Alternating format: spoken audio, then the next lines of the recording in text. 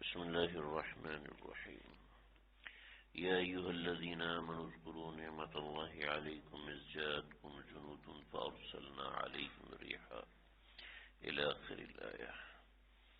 سورة الاحزاب آیت نمبر 9. غزوہ خندق کی بات چل رہی تھی. آپ صلی اللہ علیہ وسلم نے صحابہ کے مشورے سے اور آپس میں کی مشاورت میں حضرت سلیمان فارسی کے مشورے پہ چلتے ہوئے خندق کو کھودنا شروع کیا، اور درمیان میں ایک بہت بڑی ایک چٹان نکل آئی، اور اس چٹان کو آپ علیہ السلام نے توڑا اور پھر اس کے اوپر مختلف خوشخبریاں آپ صلی اللہ علیہ وسلم نے بیان فرمائی. جب آپ علیہ السلام خندق کی کھدائی میں تھے تو اس وقت صحابہ کرام نے دیکھا کہ آپ علیہ السلام کے پیٹ مبارک پر شکم پر 2 پتھر بندھے ہوئے ہیں. یہ ایسے ہوا کرتا تھا کہ آج کے زمانے میں تو اتنی سخت نہیں ہے کہ انسان بھوکا ہو اور پھر بھی اٹھ جائے، لیکن طاقتیں اور صحتیں مضبوط تھیں. تو پہلے زمانے میں لوگ کئی دنوں کے فاقے کے باوجود اٹھنے لگتے تھے، تو ایسا تھا کہ پیٹ میں ایسی کمزوری محسوس ہوتی کہ کمر دوہری ہونے لگتی تھی. تو اس کو مضبوط کرنے کے لیے پیٹ پر کوئی وزن باندھ لیتے تھے، جس سے ایسا محسوس ہوتا تھا جیسے پیٹ میں کوئی چیز ہے، تو اس سے انسان چلنے پھرنے کے قابل ہو سکتا تھا. اور یہ کیفیت اللہ نہ کرے کسی پر گزرے، لیکن میرے کچھ ساتھی ایسے جاننے والے، انہوں نے بتایا کہ ایک مرتبہ ہمارے ساتھ ایسا معاملہ ہوا کہ ہمیں سزا ملی بھوکا رہنے کی سزا ملی، اور تقریباً فورسز کے اندر کورٹ مارشل وغیرہ ہوا تو اس کے اندر ایسا بھوکا رہنے کی سزا ملی. تو کہنے لگے کہ 2 دن تو ہم لوگوں نے گزارا کر لیا. جب تیسرا دن گزرا تو نقاہت زیادہ ہوئی. یوں کرتے کرتے 7 دن گزر گئے. 7 دن جب گزرے ہیں تو کمر بالکل ایسی کہ ہم سیدھے لیٹ نہیں سکتے تھے، بلکہ پیٹ پہ کوئی وزن ڈال کے لیٹنا پڑتا تھا. تو ہم یوں مکے بنا کر یوں پیٹ میں لگا کر اور پھر لیٹتے تھے. تو اس سے سمجھ میں آیا کہ جو پیٹ پہ پتھر باندھے جاتے تھے تو مکے بنا کے الٹا ہو کے لیٹنے سے پیٹ کو سہارا ہوتا، ورنہ جسم سے ایسے جیسے رگیں کٹ رہی ہیں. تو جسم اتنا کمزور کہ جیسے یہ یہاں سے مسام کٹ رہے ہوتے تھے. یہ بھوک ایک ایسی چیز ہے. پھر انہوں نے بتایا کہ ایک چھوٹی سی بات اضافے کے طور پہ بتا دوں کہ وہاں جو پاسبان تھا اس نے بسکٹ کھایا، اور بسکٹ کھایا تو اس کا پیکٹ اندر گرا. تو اس کے بسکٹ جب کھاتے ہیں تو اس کے پیکٹ میں کچھ ذرات بسکٹ کے رہ جاتے ہیں. ہم نے گھسٹ کر وہ پیکٹ اٹھایا، اور اس کے جو ذرات تھے جب وہ ہماری زبان پہ ٹکرا رہے تھے تو پورے جسم میں ایک جان آتی ہوئی محسوس ہو رہی تھی. کہ جب ہم کھانا ضائع کر دیتے ہیں، پلیٹ میں بچا دیتے ہیں، تو اس کے یہ ہمیں اندازہ نہیں ہے کہ یہ کتنی بڑی دولت اور کتنی بڑی نعمت ہوتی ہے. تو رسول اکرم صلی اللہ علیہ وسلم کو دیکھا. بعض روایات میں ایسا ہے کہ ایک صحابی نے نبی اکرم صلی اللہ علیہ وسلم کی خدمت میں آ کے عرض کیا کہ اللہ کے نبی، بھوک کی کثرت ہے، نہ ہم کمارے کے لیے جا سکتے ہیں نہ کچھ ہے، بھوک کی کثرت ہے، اور یہ دیکھے پیٹ پہ پتھر بندھا ہوا ہے. تو آپ علیہ السلام نے شکم مبارک سے کپڑا ہٹایا، قمیض تو ہوتی نہیں تھی، اوپر چادر لی ہوتی تھی. تو چادر ہٹائی تو دیکھا، فرمایا میرے پیٹ پہ 2 پتھر بندھے ہوئے ہیں. یعنی ایسی شدت ہے کہ ایک پتھر سے آرام ہی نہیں آ رہا، 2 پتھر باندھے ہیں. تو پھر کچھ گزارا ہوا. اللہ اکبر. ایسی ایک مرتبہ اما عائشہ صدیقہ رضی اللہ تعالیٰ عنہ نے فرمایا کہ رات کے وقت میں اٹھی ہوں تو دیکھا نبی اکرم صلی اللہ علیہ وسلم اپنا پیٹ چارپائی کی وہ جو لکڑی ہے اس کے ساتھ لگا کے یوں لیٹے ہوئے سوئے ہوئے ہیں. تو میں نے جگایا کہ یہ کیا ہوا؟ تو آپ نے فرمایا کہ بھوک کی شدت کی وجہ سے نیند نہیں آ رہی تھی، چنانچہ اس چارپائی کی لکڑی کو پیٹ سے لگا کے سویا ہوں.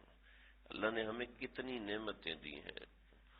بہرحال حضرت جابر رضی اللہ تعالیٰ عنہ نے دیکھ لیا تو اجازت لی، یا رسول اللہ گھر سے ہو کے آنا چاہتا ہوں۔ آپ نے فرمایا جاؤ۔ بیوی سے کہا کہ گھر میں کچھ ہے؟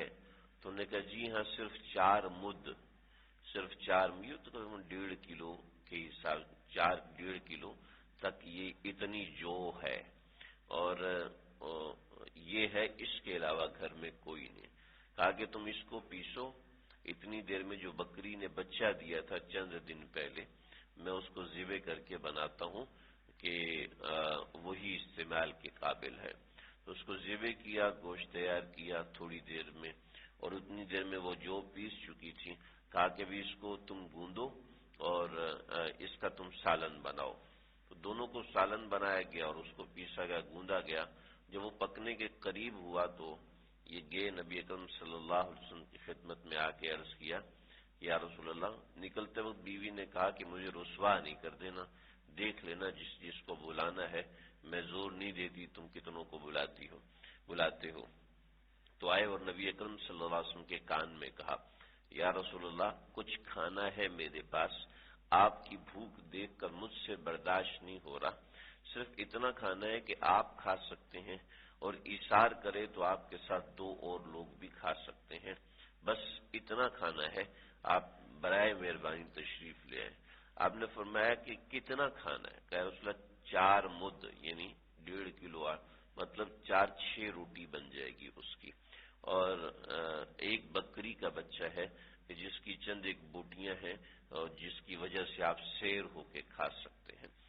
تو آپ نے فرمایا کہ اتنا ہی ہے، اس سے زیادہ نہیں؟ کہا نہیں۔ تو آپ نے اعلان فرمایا کہ جابر تم گھر جاؤ، اور گھر جا کے جو آٹا گوندا ہوا ہے اس کے اوپر کپڑا ڈال دینا، اور جو ہنڈیا پک رہی ہے اس کو ڈھکن نہیں کھولنا۔ میں آتا ہوں، اور اعلان کر دیا سب صحابہ میں کہ جابر نے تم سب کی دعوت کی ہے، لہذا سب کے سب آ جاؤ، لیکن طریقے سے ہجوم نہیں بنانا۔ چنانچہ سب صحابہ چل دیے، حضرت جابر دوڑے ہوئے گھر آئے، کہا کہ اللہ تجھے ہلاک کرے، تو نے اللہ کے نبی کو میں نے اتنا بتایا اور اللہ کے نبی نے اعلان کر دیا۔ تو وہ کہنے لگی کہ تیرے ساتھ بھی ویسے ہی ہو جیسے تو نے مجھے کہا ہے، بھئی یہ بتاؤ کہ اللہ کے نبی کو تم نے ساری بات بتائی تھی؟ کہ جی ساری بات بتائی تھی۔ انہوں نے تصدیق کی تھی؟ کہا جی مجھ سے پوچھا تھا کہ اتنا آٹا ہے اور اتنا سالن ہے، میں نے یہ بھی بتایا تھا۔ تو آپ نے فرمایا کہ جب اللہ کے نبی نے فرمایا ہے تو بے فکر ہو جاؤ، پریشان نہیں ہو۔ چنانچہ دیکھ لیں امور معاشرت میں اپنی بیوی سے معاملات کرنا، یہ اس حدیث سے کیسی اضطراری حالت ہے اس سے ثابت ہوتا ہے۔ وہ احادیث جو شاورہن خالفہن، کہ عورتوں سے مشورہ کرو لیکن اس کی مخالفت کرو، وہ امور خانہ داری کے بارے میں نہیں ہے، بلکہ اپنے ذاتی امور یا دیگر باہر کی چیزیں ہیں جن کا عورتوں سے واسطہ نہیں ہوتا، وہ احادیث اس کے متعلق ہیں کہ شاورہن خالفہن، کہ عورتوں سے مشورہ تو کرو لیکن ان کے مشورے کی مخالفت کرو۔ آج ہمارے سارے بزنس اور یہ سب چیزیں چلی عورتوں کے مشورے سے رہے ہوتے ہیں، چنانچہ چھوٹی سی بات پہ ڈپریشن میں چلے جاتے ہیں، چھوٹے سے معاملات کے اندر اتنے شدید پریشان ہوتے ہیں کیونکہ وہ اپنی عقل اور فہم سے نہیں چل رہے ہوتے۔ جو مرد حضرات باہر کے معاملات اپنی فہم اور فراست اور دیگر مشاورت سے حل کرتے ہیں، بڑے کامیاب ہوتے ہیں۔ ما ندم من استشارہ، اللہ کے نبی نے فرمایا کہ وہ شخص کبھی بھی نادم نہیں ہوتا جو مشورہ کرتا ہے، لیکن امور خانہ داری کے اندر ضروری ہے کہ بیوی سے مشورہ کیا جائے، کیونکہ اس کو کپڑے کیسے پہننے ہیں وہ بیوی بتائے گی، اس کو گھر کیسا چاہیے وہ بیوی بتائے گی، اس کو کچن کیسا چاہیے، اس کو بچوں کی تربیت کے لیے کیا کچھ سامان چاہیے، کیا کچھ چیزیں چاہیے، ان کے کھانے خوراک کے لیے کیا کچھ چاہیے، وہ بیوی بتائے گی، لہٰذا اس سے مشورہ اس میں کرنا چاہیے۔ وہاں اپنی مرضی دھونسنا یہ مناسب نہیں ہے۔ تو یہ دیکھیں اتنا اہم معاملہ ہے، اس میں بات بیوی سے ہو رہی ہے، تو اس بات کا ثبوت ہے کہ یہ ایک معاشرت کی چیز ہے جس کی ضرورت ہوتی ہے۔ چنانچہ نبی اکرم صلی اللہ علیہ وسلم تشریف لائے اور آپ ہنڈیا کے پاس آئے، اور آپ صلی اللہ علیہ وسلم نے لعاب دہن نکالا اور اس میں ڈال دیا، اور فرمایا کہ دیکھو ہنڈیا کو اوپر سے ہٹانا نہیں، اور ہنڈیا کے پاس بیٹھ گئے۔ فرمایا کہ ایک روٹی پکانے والی کو بلاؤ، روٹی پکانے والی آئی، کہا کہ اس میں سے آٹے کو نکالو کپڑے کے نیچے سے آٹے کو نکالو اور تندوری میں لگا دو، تندوری میں لگا دو، تندوری کو اوپر سے ڈھانپ دو، تھوڑی دیر کے بعد کھولو، پکی ہوئی روٹیاں لگاؤ اور نیا آٹا لگا دینا۔ چنانچہ ایسے ہی ہوا، یوں کرتے کرتے 3 صحابہ، بعض روایت مطلب 4 صحابہ، اتنی سی جگہ تھی، وہ آئے ہیں اور آ کر انہوں نے آپ صلی اللہ علیہ وسلم نے ایک روٹی دی اور اس کے اوپر گوشت کا ایک ٹکڑا ڈالا اور ان کو دیا، پھر دوسرے کو، پھر تیسرے کو، پھر چوتھے کو، پھر دوبارہ، پھر سہبارہ، پھر چوبارہ، اس طریقے سے کئی دنوں کے بھوکے تھے اور سب نے کھایا۔ فرماتے ہیں حضرت جابر کہ 1000 لوگوں نے خوب سیر ہو کر کھایا، اور کھانا ویسا کا ویسا تھا، آٹا ویسا کا ویسا تھا۔ پھر آپ نے فرمایا کہ اس کھانے میں سے اپنے ہمسایوں کو بھی دو اور دیگر محلے والوں کو بھی بانٹو۔ محلے والوں کو بھی دیا، ہمسایوں کو بھی دیا۔ مزری میں لکھا ہے پھر آپ نے روٹی پکانے والی سے کہا کہ اب تم بھی کھاؤ، چنانچہ انہوں نے کھایا۔ اس دوران آپ صلی اللہ علیہ وسلم نے بھی کھانا تناول فرمایا۔ حضرت جابر فرماتے ہیں کہ اللہ کی کروڑوں کرم و رحمتیں آپ صلی اللہ علیہ وسلم کی ذات پر کہ کھانا بالکل بھی کم نہیں ہوا اور ذرہ برابر کھانے میں کمی نہیں واقع ہوئی۔ یہ روایت یہیں تک آ کے ختم ہو جاتی۔ بعض علماء سے میں نے سنا کہ حضرت جابر نے جب اس ہنڈیا کو اٹھا کے دیکھا تو کھانا اس کے بعد جتنا کھانا تھا وہ کھانا ختم ہوا۔ بعض حضرات نے یہ بھی نقل کیا کہ آپ نے فرمایا کہ اگر تو ہنڈیا اٹھا کر نہ دیکھتا تو قیامت تک اس میں سے گوشت آتا رہتا۔ ایک اور روایت جس کی صحابی کی چکی چلنے کے بارے میں آپ نے فرمایا، اس کے بارے میں روایت تو سری ہے کہ ان کو فرمایا کہ تو چکی کا پارٹ اٹھا کے نہ دیکھتا تو کبھی بھی آٹا ختم نہیں ہونا تھا، یہ آٹا ایسے جاری ہونا تھا جیسے زمزم کا پانی جاری ہو گیا۔ لیکن اس روایت کے متعلق مجھے مظہری اور دیگر چند احادیث کی کتب ہیں، ان میں تو نہیں ملا، لیکن علماء سے سنا ہے تو انہوں نے یقیناً کسی حدیث سے پڑھا ہوگا۔ تو یہ واقعہ ہوا، اور اس طریقے کے اور بھی واقعات خندق کی کھدائی کے درمیان پیش آئے۔ مثلا یہ کہ حضرت سلمان فارسی رضی اللہ عنہ، یہ خندق صحابہ کرام طاقت اور جفاکشی میں ماہر تھے، زمین کھودنا اور یہ سب چیزیں، لیکن حضرت سلمان فارسی رضی اللہ عنہ ایسے تھے کہ وہ ایک وقت میں 5 آدمیوں کا کام کر رہے تھے، یعنی 5 آدمی مل کے جتنی خندق کھودتے تھے وہ اکیلے اتنی خندق کھود لیتے۔ تو صحابہ کرام کی محبت میں آپس میں جھگڑا تھا، یعنی محبت میں جھگڑا تھا کہ سلیمان انصار زید بن حارثہ کہتے یہ ہمارے آدمی ہے، اور سعد بن عبادہ کہتے نہیں یہ تو ہمارے آدمی۔ تو جب آپس میں بیٹھتے تو کہتے نہیں یہ ہمارے ساتھ، کہتے نہیں ہمارے ساتھ۔ وجہ اس کی یہ تھی کہ صحابہ کرام جو مہاجرین تھے، جن کے سردار حضرت زید بن حارثہ تھے، وہ تو مکے سے آئے تھے تو یہ مہاجرین تھے، اور سعد بن عبادہ جن کے سردار تھے وہ سارے کے سارے انصار تھے، اور حضرت سلمان فارسی نہ مکے کے تھے نہ مدینے کے تھے۔ حضرت سلمان فارسی تو فارس سے آئے تھے، ایران سے آئے تھے، تو اب صحابہ کرام کا آپس میں ہو گیا نہیں ان کو ہم لیں گے، یہ ان کی کھدائی ہمارے حصے میں شمار ہوگی کہ انصار نے زیادہ کھدائی کی ہے۔ مہاجرین کہتے نہیں ان کی کھدائی ہمارے حصے میں ہوگی کہ یہ ہمارے ساتھ ہیں، کہ یہ ہجرت کر کے ہیں تو یہ ہمارے ہیں۔ تو آپ صلی اللہ علیہ وسلم کے پاس گیا رسول اللہ آپ فیصلہ کریں سلمان کس کے ساتھ ہے؟ تو آپ نے فرمایا سلیمان منا، سلیمان تو میرے ساتھ ہے، وَأَهْلَ الْبَيْتِ یہ ہمارے اہل بیت میں سے ہے، یعنی یہ نہ تمہارا ہے نہ تمہارا ہے بلکہ یہ ہمارا ہے۔ یعنی ایسی محبت تھی۔ آپ نے فرمایا اطلبوا الجنت ثلاث، جنت 3 بندوں کا مطالبہ کر رہی ہے اللہ سے کہ اللہ جی یہ مجھے دے دے، مجھے دے دے، مجھے دے دے۔ اے رسول اللہ کون خوش نصیب؟ فرمایا علی منہ، علی منہ، علی ان میں سے ہے، 3 بار فرمایا علی ان میں سے ہے۔ پھر فرمایا کہ سلمان فارسی ان میں سے ہے، پھر فرمایا ابو ذر غفاری ان میں سے ہے۔ تو یہ اس نوعیت کے فضائل۔ پھر بعض صحابہ نے خندق کی کھدائی کے وقت کچھ نعرے لگائے اور کچھ کلمات کہے۔ آپ صلی اللہ علیہ وسلم بھی بعض مقامات پر کھدائی میں شریک تھے، آپ صلی اللہ علیہ وسلم نے بھی چند کلمات کہے۔ تو کل 6 دنوں کے اندر یہ خندق مکمل کی مکمل تیار ہوئی، اور آپ صلی اللہ علیہ وسلم نے اس طریقے سے مدینے کا دفاع کیا کہ جبل سویر پیچھے ہے اور اس کے ساتھ اس کے سامنے خندق ہے۔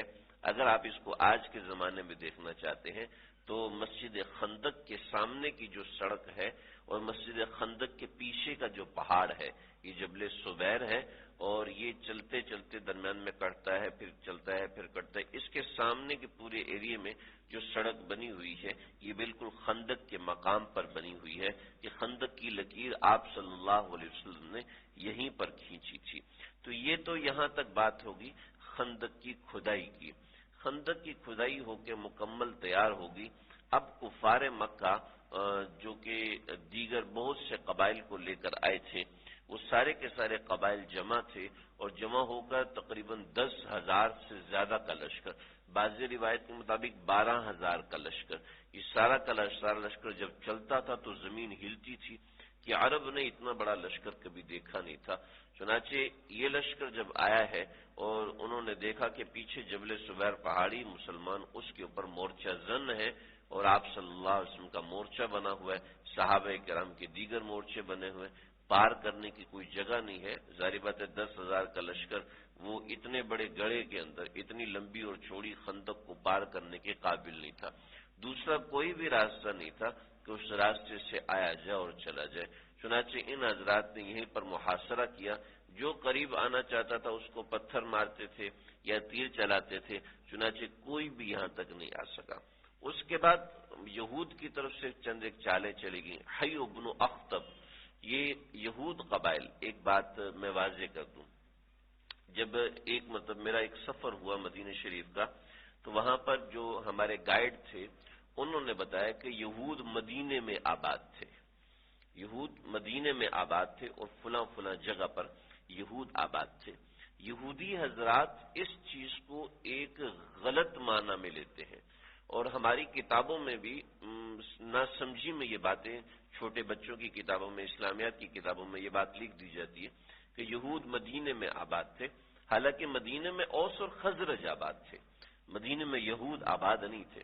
چنانچہ آج بھی جغرافیکل آپ دیکھیں تو جو مدینہ کی اس وقت کی باؤنڈری ہے جس کو آپ صلی اللہ علیہ وسلم نے مدینہ قرار دیا، اس باؤنڈری کے اندر یہودیوں کے قبائل نہیں آتے جو آج جس مقام پر یہودیوں کے قبائل قائم ہیں، جس جگہ پر ان کے کھنڈرات اور ان کی عمارتوں کے کھنڈر موجود ہیں، وہ مدینے کے آبادی میں نہیں آتے جو مدینہ اس وقت تھا آپ صلی اللہ علیہ وسلم کے زمانے میں۔ پھر جب آپ صلی اللہ علیہ وسلم نے مدینہ کو حرم قرار دیا تو کچھ چیزیں یہود کی مدینہ میں شامل ہوئی، لیکن جس وقت آپ صلی اللہ علیہ وسلم کی مدینہ میں ہجرت ہوئی اس وقت یہود مدینے میں آباد نہیں تھے، یہ بات یاد رکھیے، کیونکہ یہ بڑا پروپیگنڈا ہے۔